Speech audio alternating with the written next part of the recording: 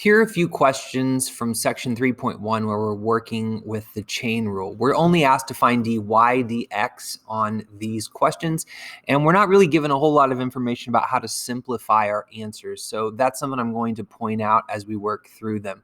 Let's begin with 13, and we have y equals the quantity x plus square root of x all to the power of -2. First thing you want to do is kind of mentally locate what you think the inside function is. In this case, it's x plus root x. And then what you think the outside function is. In this case, it's the quantity to the power of -2. So in our derivative, dy dx, we begin using the chain rule by differentiating the outside function. So we're going to have the -2 come to the front as a coefficient. We're going to leave the inside alone. That's x plus root x. And we're going to continue with the differentiation. So we're going to take that exponent -2, reduce it by 1. Now it's at -3. And then multiply, this is the chain rule part, by the derivative of the inside function. So derivative of x is 1. We're thinking of the root x as an x to the 1/2. So its derivative is plus 1/2 x to the -1/2. Now, there were no instructions here about how we want to take this derivative and simplify it. So there's a few things we could do. We can take the x plus root x and drop it to a denominator with an exponent of 3. We can take this 1 plus 1/2 x to the -1/2 and distribute the -2. I think the only thing I'm going to do here, though, since we don't have specific directions, is just rewrite that x to the -1/2 because that's a pretty easy simplification to make. And this is now to the -3rd power times a 1 plus 1 over 2 root x. I'm going to call that my final answer. Let's move on to 14. We have y equals the quantity of cosecant x plus cotangent x, all to the power of -1. Let's begin with dy dx is equal to. Very similar to the previous question, we start with differentiating the outside function, which is a power of -1. So -1 to the front as a coefficient. Leave the inside function, that's cosecant x plus cotangent x. Now that's to the power of -2. And then we multiply by the derivative of the inside. This is the chain rule part. So we have derivative of cosecant is negative cosecant cotangent. And then the derivative of cotangent is negative cosecant squared. So now I think I can simplify this one quite a bit. So I'm going to drop the cosecant x plus cotangent x quantity squared to the denominator, raised to a power of +2.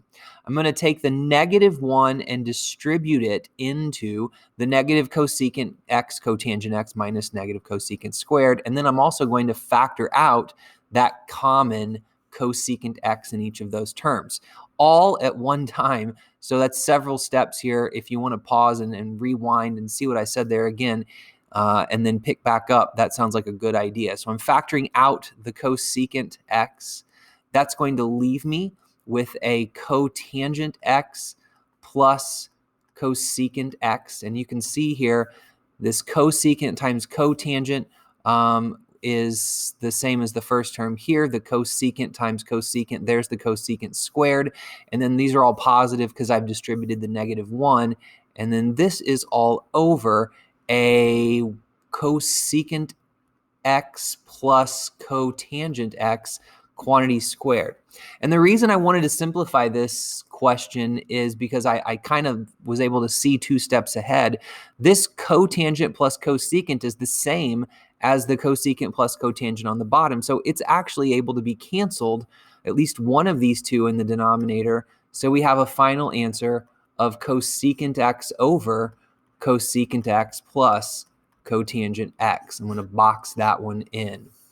We're moving on to 15. 15, we have y equals sine of x to the power of -5 and cosine x to the power of 3. And I'm going to rewrite this question so that we understand how we're going to work it. When we have this trigonometric notation of a -5 or the 3 that we see in the sine and cosine here, sometimes it helps to do a rewrite so that you're able to think about this correctly and figure out what the inside and outside functions are. Sine to the power of -5 of x really means this: sine of x to the power of -5.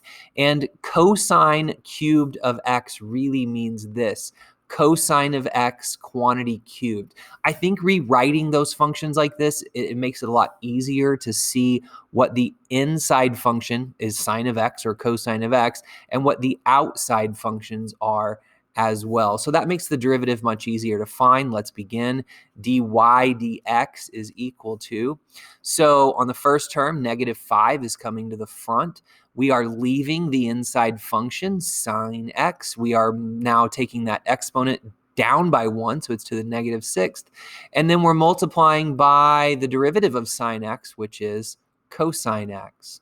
Next, we're moving on to the minus cosine cubed of x. The 3 comes to the front.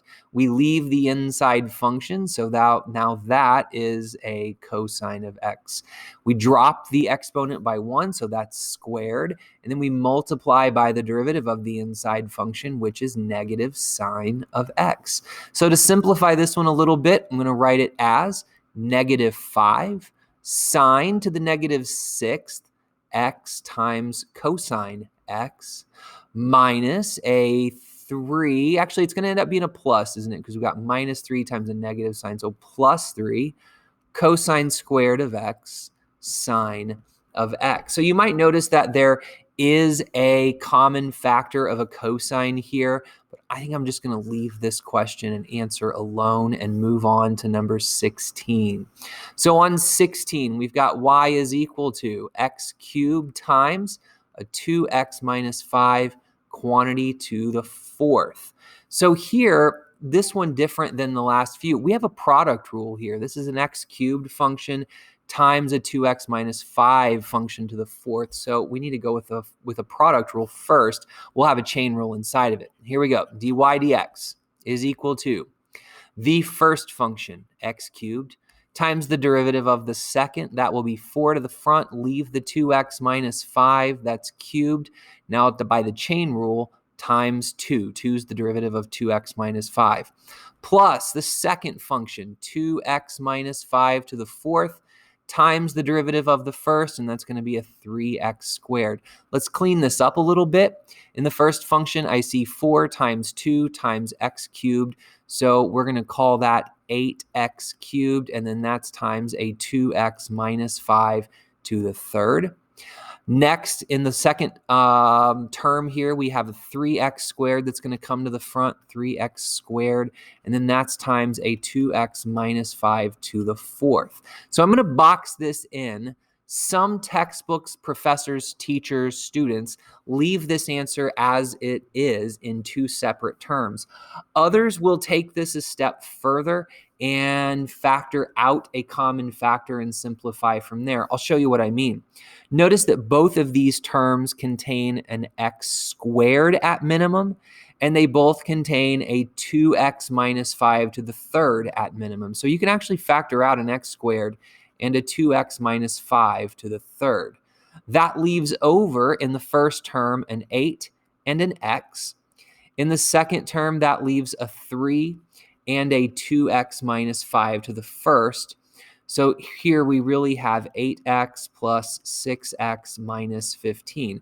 So if we wanted to write this final answer as x squared times 2x minus 5 to the 3rd times a 14x minus 15, we would be even simpler than the answer I boxed in originally because we're all in one term and we have common factors factored out. That's everything for 13, 14, 15, 16 in 3.1.